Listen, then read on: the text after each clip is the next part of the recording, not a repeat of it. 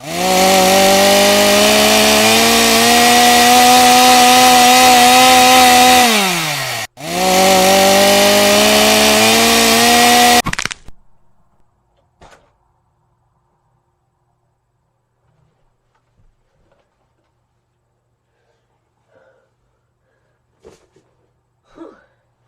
gotta stop doing this.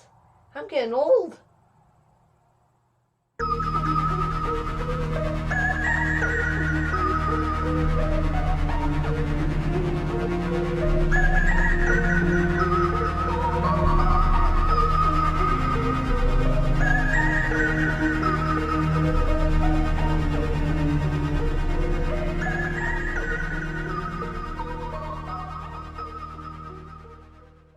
Well, today is October 1st in the year 2020. Now, October 1st is a good thing for a couple of reasons. Number one, it is the first day in the month of October. Yes, the month that us haunters love, the month that the Halloween community thrives in, October. It is here, we are in the first day of October. Another good reason is it is only 30 days until Halloween. Yup, so in 30 days from today, it will be Halloween Day. But there's another reason that October 1st is such a cool day for haunters, and there's a reason why people love October 1st so much. So if you are a film buff, or more specifically a horror film buff like myself, you of course have to know the movie The Texas Chainsaw Massacre. So, October 1st is also such an important day because the original Texas Chainsaw Massacre actually released on October 1st, yup, that's right, today, 46 years ago. So, yup, Texas Chainsaw has been out for 46 years ago to today. It released it on October 1st, 46 years ago. So, like I said, if you are a horror film buff, you'll know the movie Texas Chainsaw Massacre. So, of course, if you don't know the movie Texas Chainsaw Massacre, you have to know at least the main character of the movie, the main villain, Leatherface, who is played by Gunnar Hansen in the original movie. So Leatherface is a big kind of character. He's big, he has, of course, hence the name Leatherface. He has that kind of mask that he wears that I was just showing off. I was showing the Trick or Treat Studios, made out of human flesh. So that's all the filling in I'm going to be giving you on this movie. Obviously, most of you probably already know the movie. So yeah, today I wanted to do a movie review on the Texas Chainsaw Massacre just because it is the 46th anniversary of the movie coming out, and I wanted to film a review of it, talking about the movie, talking about why it's one of my most favorite movies of all time, and me telling you why you should definitely watch it if you haven't already. So, without further ado, let's get right into the review. So the film starts with the van of friends going down an old kind of Texas road. Nothing is all along the side of the road. It is just desert. It's hot outside, and all these friends are driving in the van. Sally, Kirk, and Franklin are among them. Some of the main characters of the movie. So as we know, these friends are driving down the road in the van, talking about what things they're going to be doing on this Texas trip. So again, I don't want to spend too much time talking about the storyline, but I just want to talk about the review. So this movie starts off very creepily. This kind of scene starts off the entire vibe for the movie. You have these friends in the old van going down this old abandoned road. So that kind of road starts off the whole movie, starts off the vibe where you kind of see everything is abandoned. They're in an abandoned part of Texas, how most of it is, with just desert, nothing to be seen. There's a bunch of dust everywhere, and it looks very hot and humid. Like I said, it's a hot day, and these guys are just driving down this road, going somewhere. Then later in the movie, they end up going to a gas station to get gas and drinks and food. So they pull up to this gas station that has barbecue, which of course later, spoilers again, I didn't mention that, this will have spoilers. Later in the movie, we will see the barbecue is actually human flesh and skin, because this guy who is in the gas station is actually related to Leatherface and his family, so that we see later in the movie. So I just think, talking about the guys in the, or not even the guys, but everyone in this movie and just the friends in the van, the actors in this movie are absolutely like amazing. If you were in the horror community, you know this movie is recognized as having some of the best actors that we had ever seen, especially for this movie being very independent. They got some amazing actors to take part in this movie. Obviously, Sally Hardesty, the main part of this movie next to Leatherface, is an amazing, amazing actor. Throughout the entire movie, she definitely shows off how good she is. Her screaming, she always seems very terrified whenever she's in a scene with Leatherface, and she's just one of the highlights of the Texas Chainsaw Massacre. Like I said, probably the lead role next to Leatherface.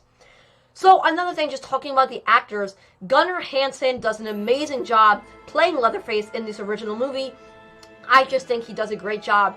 Leatherface comes off being very, very frightening and very intimidating watching this movie. He seems very scary just because of the brute size of him. He's a big guy. He runs fast. We get that scene of him chasing Sally throughout the kind of property of his home, and he just seems very frightening and intimidating. Even though he's very big, he can run very fast and keep up with Sally. And that's just a very frightening scene. I love the way he carries a chainsaw, and he can carry that chainsaw throughout the entire thing. And again, that chainsaw had to weigh at least 70 pounds. I heard in the interview with Gunnar Hansen that it actually did weigh like 70 pounds shooting, and it just proves that Leatherface is a strong character. He's a brute.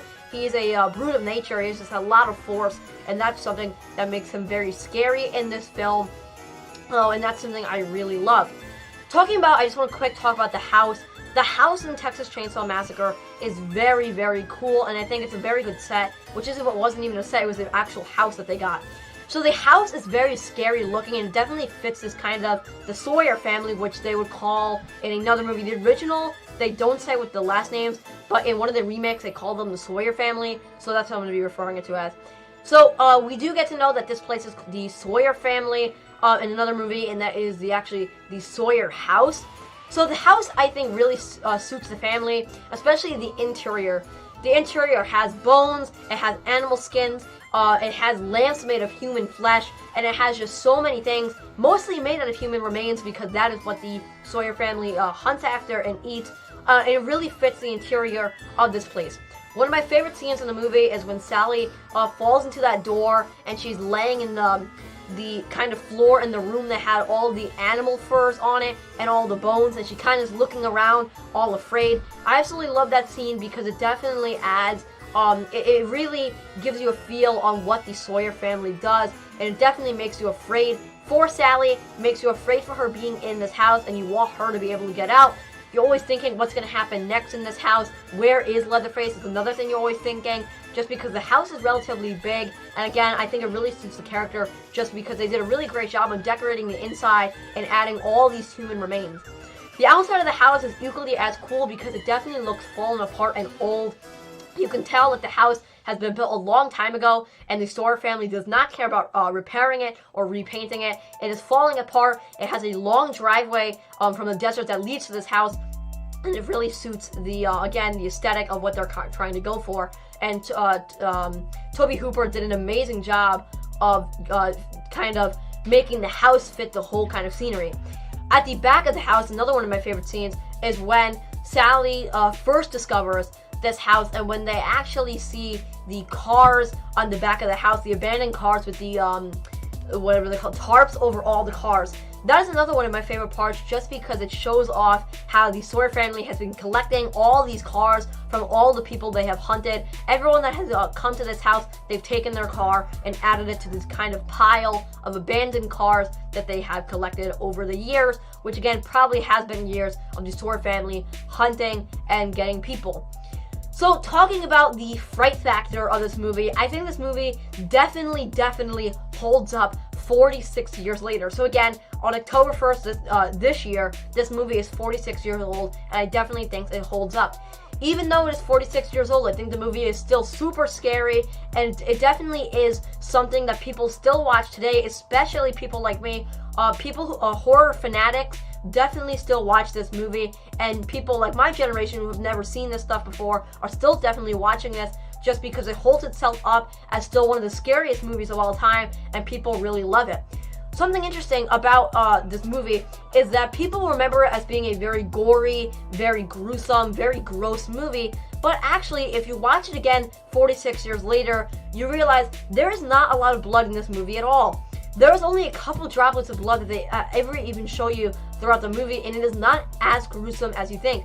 Although it does hold itself up of being scary, it is not gruesome at all, and there's not a lot of blood in it, because just 46 years later, they didn't have the effects to do the kind of blood things that they wanted to, and they didn't use a lot of blood in the movie at all, even though it does hold itself up as being one of the scariest movies of all time.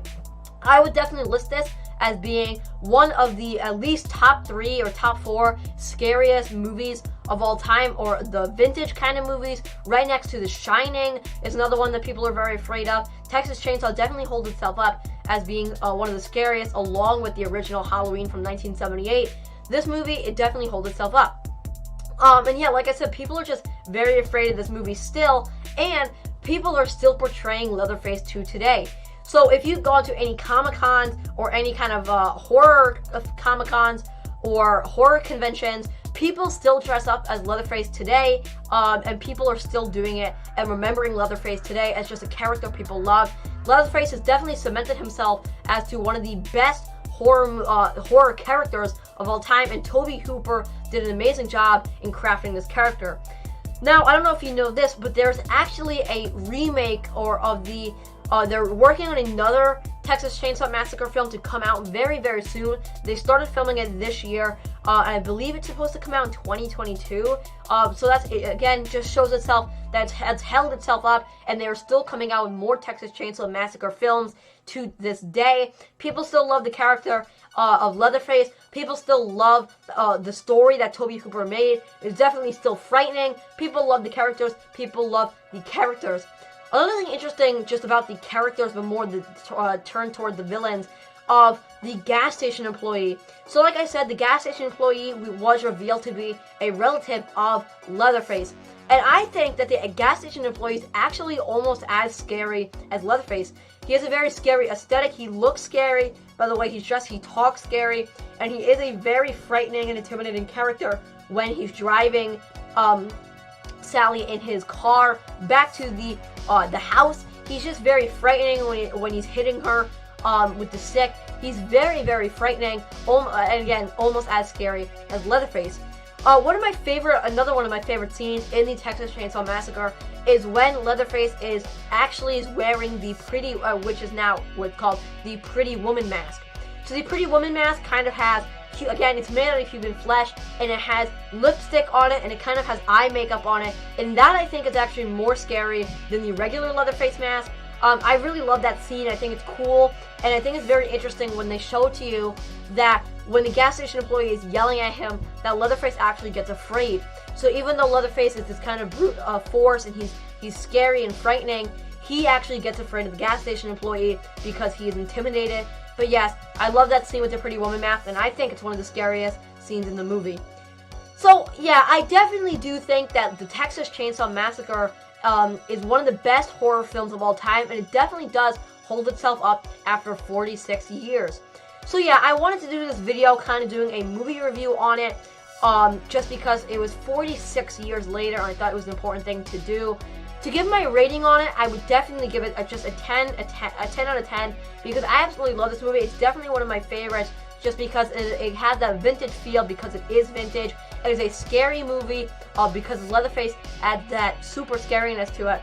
And it is one of my favorite horror movies of all time, but also just one of my favorite movies overall of all time. And I hope people do continue to remember it for years to come. 46 years later, people are still doing movie reviews on it, like myself, and I hope that the movie keeps going for years and years and people keep remembering it. So that's going to wrap up my super special Texas Chainsaw Massacre 46th year anniversary movie review. So let's cut to the outro. So it's going to wrap up my super special Texas Chainsaw Massacre 46th year anniversary. Let me know already in a comment down below. Have you seen Texas Chainsaw Massacre? Do you also enjoy it as much as I do? Do you not? Let me know already in a comment down below. As always, remember to like, subscribe, and comment. Hit the notification bell to get a notification right when I drop my videos. You're not going to want to miss them.